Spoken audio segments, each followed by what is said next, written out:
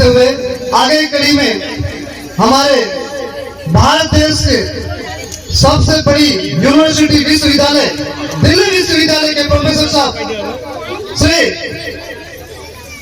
लक्ष्मण यादव नई दिल्ली से बुलाना चाहूंगा कि आप आए और अपना वक्तव्य प्रस्तुत करें।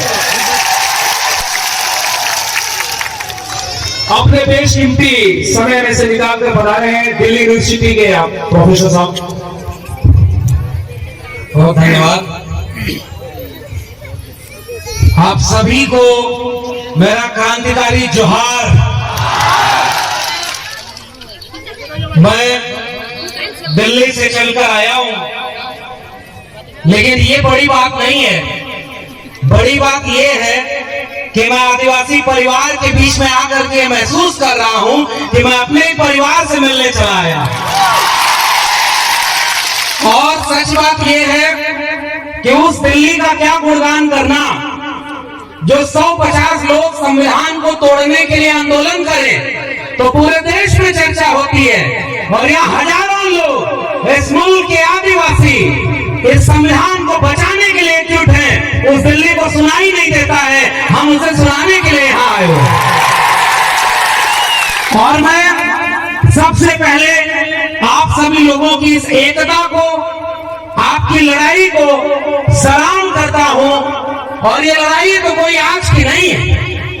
हम लोगों को तो पढ़ने लिखने का मौका मिला तो हम लोग भी गलत इतिहास पढ़ते थे। जब भी यहाँ लोग बता रहे थे कि जहां हम खड़े हैं ये बेड़का जगह है और इसे बदल करके कैसे बेड़ेश्वर धाम किया गया है और वहां नए नए मंदिर बन गए, ये गलत कर दिया। हमारे इतिहास पर अपना इतिहास आरोपित कर दिया। और हमारे लोग कह रहे थे कि हम इसे उनके नाम से नहीं बुलाएंगे, हम इन्हें अपने नाम से बुलाएंगे कि ये आज भी इस देश के मूल निवासियों की जमीन बेड़का है और हम अपना इतिहास लेकर के उस इतिहास को गलत साबित करेंगे। और यही काम पूरे देश में हुआ है साथियों। आप तो जागरूक लोग हो, हम आपसे कोई नई बात कहने नहीं आए, हम तो आपसे मिलने आए और मिलकर जा रहे हैं। अभी देखा कई किलोमीटर तक लोग अभी पैदल चले आ रहे हैं, अपने पैसे से आ रहे हैं। ये बस में ट्रक में भर कर लाई गई पैसा देकर भीड़ नहीं है, ये अपने वजूद के लिए आई भीड़ है। तो हमारे पास तो ये बात की मौका है, भंवर जी और तमाम लोगों ने ये मौका दिया कि हम आपसे हिम्मत लेकर जा रहे हैं। और जितनी भी कोशिश हमारी है दिल्ली में खड़े होकर ये बात कहेंगे और लड़ेंगे कि संविधान विरोधी तमाम लोग यह बात आंख खोल कर देख लो कि इस मुल्क के SC, ST, OBC संविधान को मानने वाले में एकजुट हो गए हैं और तुम्हें देश को बर्बाद नहीं करने देंगे। तो पहली बात यही कि साथियों एकजुट होने का वक्त है।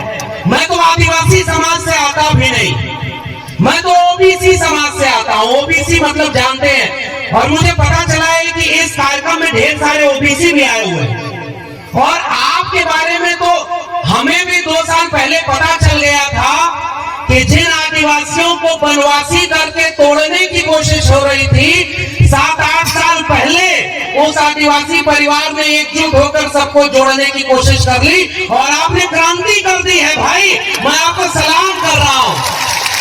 और आपने जो 2 विधायक जिताए उनमें से एक तो हमारे पिछले दिनों दिल्ली गए थे, अपने विद्यार्थियों को, अपने इलाके के छात्रों को एरोप्लेन में लेकर के पूरा दिल्ली घुमाया कि जाओ और पढ़ाई करोगे तो एक दिन दिल्ली पर तुम कब्जा भी कर लोगे, ये कहने की बहुत जरूरत है। और ऐसे वक्त में ले आए हैं वो दिल्ली जब इस देश में एक प्रधानमंत्री ऐसा बैठा है जो पहले जब चुनाव लड़ रहा था तो वादा क्या किया था कि वो बेच रहे हैं भारत को, मैं चैन से कैसे सो जाऊं, सौगंध मुझे इस मिट्टी की, मैं देश नहीं बिकने दूंगा। बोला था ना, आप लोग भी सुने थे ना कि देश बेचेगा नहीं, न खाऊंगा और न खाने दूंगा, ये नारा लगाया था ना। अब जब प्रधानमंत्री बन गया तो 8 साल में क्या कर रहा है, पहले रेल बेच दिया, फिर बैंक बेच दिया, फिर LIC बेच दी, फिर BSNL बेच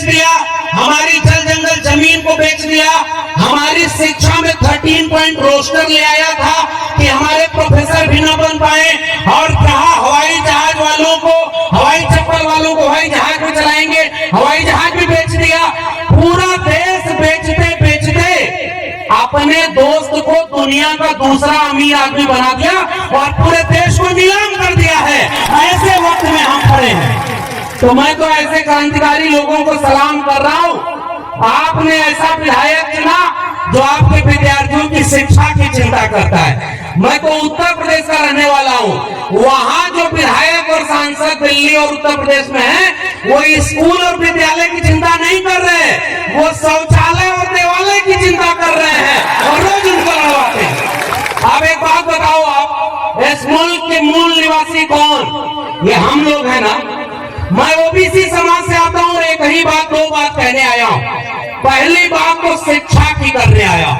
मैं दिल्ली विश्वविद्यालय में पढ़ाता हूं और पता है अभी परमानेंट प्रोफेसर नहीं हूं, टेम्परेरी हूं।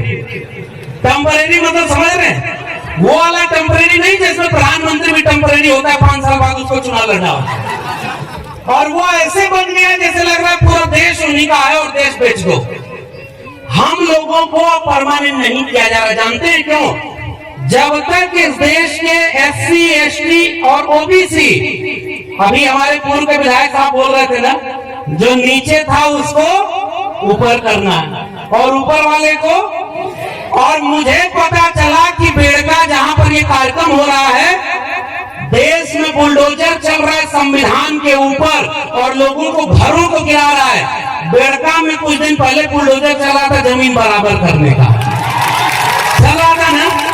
हम भारत के संविधान को आगे रखकर इस देश की जाति व्यवस्था, जिसमें कोई मुख से पैदा हुआ, कोई भुजाओं से पैदा हुआ और अपने को ऊपर रख करके देश को बर्बाद किया, हम इस देश के एससी, एसटी, ओबीसी आ जाओ संकल्प में कि एक बराबर जमीन बनाएंगे और कोई बड़ा और कोई छोटा इस देश में नहीं होगा। भाई, इस देश को बनाया हमने, इन बंजर जमीनों को उपजाऊ बनाया हमने, और हमारे पुरखों की तो तस्वीर लगी है साहब। बाबा साहब डॉक्टर अंबेडकर और बिरसा मुंडा, टंटिया मामा, जयपाल सिंह मुंडा, सिद्धू कानू, तिलका माझी, अगर ये न होते तो ये देश ऐसा कभी नहीं बनता। यह बात मैं आपसे कहने आया हूं कि हमारे पुरखों ने ये लड़ाई लड़ी है। और मैं पहली ही अपील आपसे कर रहा हूं साथियों, बहुत सारे लोग बोलने को हैं, इस देश के सबसे पुराने इलाकों में से एक, सबसे पुराने बाशिंदे आप है ना, और आपने इस मुल्क को बनाया है ना। तो एक बात बताइए, आपके बच्चों के भविष्य को अगर कोई बर्बाद कर रहा है तो आप उसे बर्बाद होते देखेंगे क्या? क्या अपने बच्चों के भविष्य को बर्बाद करने देंगे क्या? अरे भाई, इस देश में जिनको आपने बड़े बड़े नेता बनाया, वो रोज मंदिर, मस्जिद, हिंदुस्तान, पाकिस्तान और हिंदू मुस्लिम में पूरे देश में दंगा करवा रहे हैं, और हमारे बच्चों की स्कूल, विश्वविद्यालय सब निजी हाथों में बेच दिया ताकि हमारे आपके घरों के बच्चे न पढ़ पाए। इसलिए इस देश के मूल निवासी भाइयों, मैं आपसे एक अपील, एक गुजारिश करने आया हूं। भूखे रहना, प्यासे रहना, एक कपड़ा कम पहनना, आप घर में एक रोटी कम बनाना, लेकिन हाथ उठाकर बताओ, आप अपने बच्चों को पढ़ाओगे कि नहीं पढ़ाओगे? स्कूल भेजोगे कि नहीं भेजोगे? आप सब कुछ सह लेना, लेकिन अपने बच्चों को स्कूल भेजना। बाबा साहब डॉक्टर अंबेडकर ने बात कही थी, जिस दिन इस देश में मंदिर जाने वाली भीड़ स्कूल जाने लगेगी, उस दिन इस देश में क्रांति हो जाएगी और इस देश को कोई गुलाम नहीं बना पाएगा।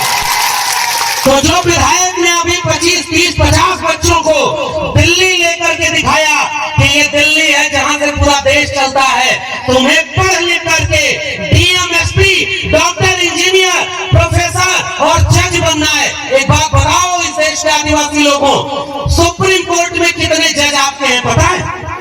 0 है। आपके हाई कोर्ट में कितने जज हैं? आपके प्रोफेसर कितने हैं? सब 0 है लगभग। और सारा कब्जा किसने किया है? 5% लोगों ने इस देश के 90% जगह, जमीन, प्रोफेसर, डॉक्टर, इंजीनियर सब पर कब्जा किया है। क्या हम लोग गुलाम हैं क्या?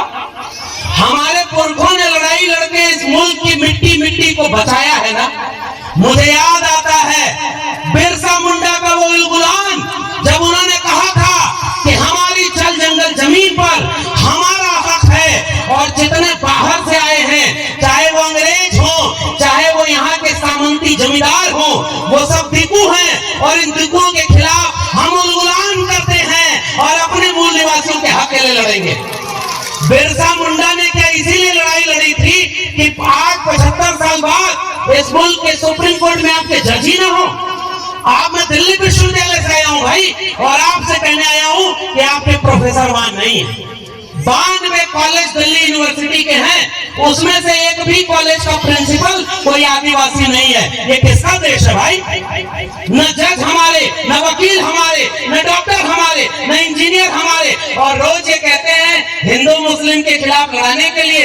अरे हमारे पुरखों को जब मौका मिला, सिद्धू कानू तिलका मांझी को, बिरसा मुंडा जयपाल मुंडा को, अंग्रेजों के खिलाफ भी बगावत की थी। आज वो लोग शासन कर रहे हैं जो अंग्रेजों से माफी मांगते थे।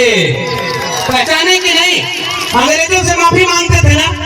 अंग्रेजों से जो राजा महाराजाओं के इतिहास पढ़ाया जाता है, और हमारे यहाँ खड़ी गम्मो कहते हैं, मूंछ पर राजस्थान को ताव देते हुए कहते हैं कि राजपूताना शान है। अरे भाई, तुम्हारी तलवार को जंग लग गया था क्या जब इस देश को सब गुलाम बना रहे थे? और आज तुम झूठा इतिहास पढ़ाते हो केवल राजपूताना रे किस बात का? अगर इस देश के मूल निवासी न होते तो ये भारत हमेशा गुलाम बना रहता। हमने लड़ करके इस मुल्क को आजाद बनाया, और इसलिए मैं आपसे केवल गुजारिश कर रहा हूं, एक तो ये बात मान कर चलो। आप बताओ, आपके सरकारी स्कूल बर्बाद हो गए कि बचे? बर्बाद हो गए कि नहीं? आपके सरकारी स्कूल में मास्टर जितने होने चाहिए उतने हैं क्या? वहाँ बिल्डिंग है क्या? वहाँ पानी शौचालय है क्या? स्कूल बर्बाद कर दिया, पढ़ाई खत्म। जब पढ़ाई खत्म हो जाएगी तो बिरसा मुंडा को पढ़ेगा कौन? सिद्धू कानू को पढ़ेगा कौन? और भारत के संविधान को कौन पढ़ेगा? और जब आपके बच्चे पढ़ेंगे नहीं ना, तो कल को बेड़का धाम को कोई बड़ेश्वर धाम बना देगा और हम आप कुछ नहीं कर पाएंगे। शिक्षा अगर नहीं मिली तो हमारी पीढ़ियां गुलाम पैदा होंगी। इसलिए इस राजस्थान के लोगों, इस भारत के मूल निवासी लोगों, इस देश के दलित पिछड़े आदिवासी लोगों, एक संकल्प लो कि चाहे कुछ भी हो जाए, हम अपने इसको घर के लड़के और लड़कियों दोनों को स्कूल भेजेंगे और पढ़ाई करेंगे ताकि आने वाली पीढ़ी गुलाम न पैदा हो। और दूसरी अपील करके आपसे विदा लूंगा। वो दूसरी अपील केवल इतनी है कि एक चीज, डॉक्टर अंबेडकर को हम क्यों मानते हैं? अभी एक गाना बज रहा था, आनंद राय साहब बैठे हुए हैं, हम लोग बहुत पहले इनको सुनते थे कि भाई मध्य प्रदेश में कोई घोटाला हुआ, वहां वो विसल ब्लोअर हैं, जान जोखिम में लेकर के लड़ाई लड़े, और पता चला जो घोटाला करते रहा वो अमीर बनते रहा, देश को बेचते रहा, और हमारे लोगों का हक खत्म हो गया ना। इसलिए दूसरी और आखिरी अपील, हम बाबा साहब को क्यों मानते हैं? क्योंकि उन्होंने भारत का संविधान दिया। बिरसा मुंडा के बाद अगर हम सबसे ज्यादा पढ़ने लिखने वाले, मैं तो ओबीसी समाज से आता हूं, लेकिन मैं तो सीना ठोक के कहता हूं, अगर बिरसा मुंडा और जयपाल सिंह मुंडा न होते, संविधान सभा में जयपाल सिंह मुंडा खड़े होकर न बोले होते कि हम सिंधु घाटी सभ्यता के वारिस हैं, हम इस देश के मूल निवासी हैं और इसकी जल जंगल जमीन पर पहला हक हमारा है, तब ये भारत न बनता। इसलिए जो संविधान बना, बाबा साहब अंबेडकर, ज्योतिबा फूले और साहू जी महाराज से लेकर के बिरसा मुंडा, जयपाल मुंडा, सबने मिलकर एक ऐसा भारत बनाया, एक ऐसा संविधान बनाया जिससे हम सब बराबर हैं। हम सब बराबर है ना। अब तो कोई मुख से पैदा नहीं होता ना, कोई भुजाओं से पैदा नहीं होता ना। अरे भाई, दुनिया में इंसान एक तरफ पैदा होते हैं, या देश ऐसा पाखंडियों का, यहाँ कोई मुख से पैदा हो रहा है, कोई भुजाओं से पैदा हो रहा है, कोई जंघे से पैदा हो रहा है। यहाँ डॉक्टर साहब भी बोल रहे थे पाखंड इतना है, और पाखंड में देवी देवताओं के लिए लड़ाई हो रही है। एक किस्सा बस सुना दूं, नोटबंदी हुई थी ना, नोट बंद हो गई 500,000 की। एक आदमी जब पुरानी नोट बची थी तो उसको लेकर ऐसे ही किसी मंदिर में चला गया। मंदिर बनता है 5 साल पहले, और ऊपर लिखते हैं विश्व का प्राचीनतम मंदिर यहाँ है। अभी 5 साल पहले बना जमीन कब्जा करने के लिए। जमीन की लड़ाई आप लड़ रहे हैं और वहां गया वो आदमी तो पुरानी नोट जो 500,000 की थी वो जल्दी जल्दी मंदिर के देवता को चढ़ाने लगा। तो बीच में अचानक एक आदमी आया और कहा कि ये कौन सी नोट चढ़ा रहे हो, ये नोट तो बंद हो गई है। तो वो आदमी बोला, अरे भगवान को थोड़ी पता है कि ये नोट बंद हो गई है। और वो आदमी गुस्से में फिर खड़ा होकर बोला, भगवान थोड़े ये नोट लेते हैं, जो नोट लेता है उसको पता है कि ये नोट बंद हो गई इसलिए नोट को नहीं चढ़ाओ। इसका मतलब देवी देवता के नाम पर पाखंड फैलाने वालों ने आपके भगवान, जो पता नहीं किसके भगवान है, उनके और आपके बीच में एक बिजनेसमैन को बैठा दिया कि नहीं, जो नोट ले रहा है कि नहीं। अगर नोट नहीं मिलेगी तो बिजनेस चौपट हो जाएगा ना। उनका तो बिजनेस, हमारे ज्योतिबा फूले ने किताब लिखी गुलामगिरी। उन्होंने कहा कि जैसे बाल बनाना नाई का धर्म नहीं धंधा है, जैसे लकड़ी का काम करना कुम्हार लोहार का बढ़ई का धर्म नहीं धंधा है, लोहे का काम करना लोहार का धर्म नहीं धंधा है, वैसे ही मंदिर में बैठ के पूजा पाठ कराना और दान के पेट पर भरना तो उस पुजारी का धर्म नहीं धंधा है। इसलिए वो अपना धंधा कर रहा है, हमारा धंधा चौपट है। आज ये आखिरी अपील है आदिवासी परिवार के लोगों, आपसे हमें हिम्मत मिल रही है। दिल्ली वाले आपको नहीं दिखाएंगे, लेकिन मैं आपसे एक भरोसा कर रहा हूँ, मैं लौट कर दिल्ली जब जाऊंगा तो दिल्ली के मीडिया वालों से पूछूंगा और अपने सोशल मीडिया प्लेटफॉर्म से ये बात लोगों के सामने रखूंगा कि भारत की राजधानी दिल्ली में 10 लोग भारत का संविधान जलाए, उन पर मीडिया चर्चा की, ये हजारों लोग भारत का संविधान बचाने के लिए आए हैं, तुम्हारी मीडिया में क्यों इसकी खबर नहीं है। ये मैं सवाल पूछूंगा उनसे। और दूसरा सवाल करूंगा, जो भारत के संविधान को जलाया, जो देश में मुसलमानों के खिलाफ दंगा करवा रहा है, मंदिर मस्जिद में लड़वा रहा है, वो जेल में नहीं है। और हमें पता चल रहा है राजस्थान, मध्य प्रदेश, उत्तर प्रदेश, जहां जो दलित पिछड़े आदिवासी अपने हक के लिए लड़ता है, उसको फर्जी मुकदमे में जेल में डाल रहे हैं। क्या ये भारत के संविधान की हत्या है कि नहीं है? जोर से बोलिए, भारत के संविधान की हत्या है कि नहीं? क्या भारत के संविधान को खत्म किया जा रहा है कि नहीं? क्या भारत के संविधान को खत्म होने के बाद हमारा कोई हक बचेगा? जोर से बोलिए। भारत का संविधान नहीं रहेगा तो हम रहेंगे क्या? संविधान खत्म हो गया तो क्या हम रहेंगे क्या? अगर SC ST OBC आपस में लड़ते रहे तो क्या संविधान बचा पाएंगे क्या? इसलिए आदिवासी परिवार के लोगों, देखो चुनाव तो आपको मैं कुछ कहूंगा नहीं। आपने 2 विधायक ऐसे चुन दिए हैं, एक कह रहा है बराबर करना है और दूसरा अपने बच्चों को पढ़ाने के लिए दिल्ली ले जा रहा है। अब मुझे और नहीं कहना है, लेकिन इतनी गुजारिश करूंगा, अगली बार चुनाव आए तो ऐसे विधायकों से विधानसभा भर देना जो आपके बच्चों का भविष्य बनाए। आपको गुलाम मत चुनिएगा। बाबा साहब से लेकर फूले साहब से लेकर इस देश के दलित पिछड़े आदिवासियों ने गुलाम चुना है, इसलिए वो हमारे बच्चों के लिए लड़ नहीं पाते। अरे ऐसे लोगों को चुनिए जो अपनी कुर्सी के लिए नहीं, आने वाली पीढ़ियों की लड़ाई लड़े। एक काम वो करिएगा। और दूसरी अपील, जब भी जरूरत पड़े, इस देश में OBC समाज से आता हूं और OBC समाज के लोग जहां भी होंगे, मैं उनसे एक बात कह रहा हूं, प्रकृति पूजा हम भी करते हैं। OBC समाज में कोई पाखंड, कोई पुजारी की जगह ही नहीं। हम लोग खेती किसानी करने वाले लोग, किसान कामगार मेहनत आवाम, हम अपने खेत से पैदा हुई फसल की पूजा करते थे। हम नदी नाले और पर्वत पहाड़ की पूजा करते थे, जैसे हमारे आदिवासी करते हैं। आपका भी गमछा पीला है, OBC का भी गमछा पीला है, और ये एकता है हमारी और आपकी। अब उसके साथ ये जो नीला गमछा है बाबा साहब के बच्चों का, ये पीला और नीला गमछा, ये जानते क्यों एक है? क्योंकि हम सब पाखंड के विरोधी हैं। हमें मंदिर से मतलब नहीं। ये मंदिर वैसे भी इस देश में कम नहीं था, इस देश में गली गली में मंदिर था, और मंदिर से हमारे बच्चों का कल्याण तो नहीं हुआ, भारत के संविधान से हुआ ना। मैं प्रोफेसर बना तो किसी मंदिर से नहीं। अगर इलाहाबाद विश्वविद्यालय और दिल्ली विश्वविद्यालय न जा पाता तो आज आपके बीच में प्रोफेसर बनकर आंख में आंख डालकर जालिमों से ललकार कर कहने नहीं आता कि तुम जालिम हो और हम तुम्हारे खिलाफ खड़े। इसलिए वो जो संविधान हमें हक दिया है और हमारी एकता, हम OBC समाज में कौन लोग आते हैं? जो किसान कामगार मेहनत कश, और आदिवासी कौन लोग हैं? जिन्होंने इस प्रकृति को बचाया है। अगर इस देश में आदिवासी न होता दुनिया में, तो ये कब की दुनिया तबाह हुई होती और जल जंगल जमीन कभी बचता नहीं। अगर जल जंगल जमीन बची है तो आदिवासियों के लिए बची है, आदिवासियों ने उसे बचाया है। एक बात कहूंगा राजस्थान के लोगों, भारत का नक्शा कभी उठाइए, 3 नक्शा लीजिए। पहले नक्शे में भारत का भूगोल बनाइए, जहां पहाड़ नदी नाले होंगे, जहां सबसे ज्यादा खनिज संसाधन होगा, वहीं आदिवासी होगा। इस बात को समझिए और आपकी जमीन छीनी जाएगी ताकि किसी अंबानी और अडानी के हाथों आपकी जमीन और खनिज संपदा बेच दी जाए और आपको मजदूर बना दिया जाए। क्या आप मजदूर बनने को कबूल करेंगे? क्या जल जमीन छोड़ देंगे क्या? और वही जल जमीन तो हमारी ओबीसी की भी लड़ाई। अगर खेत नहीं होगा तो इस देश का ओबीसी भी कुछ नहीं कर पाएगा।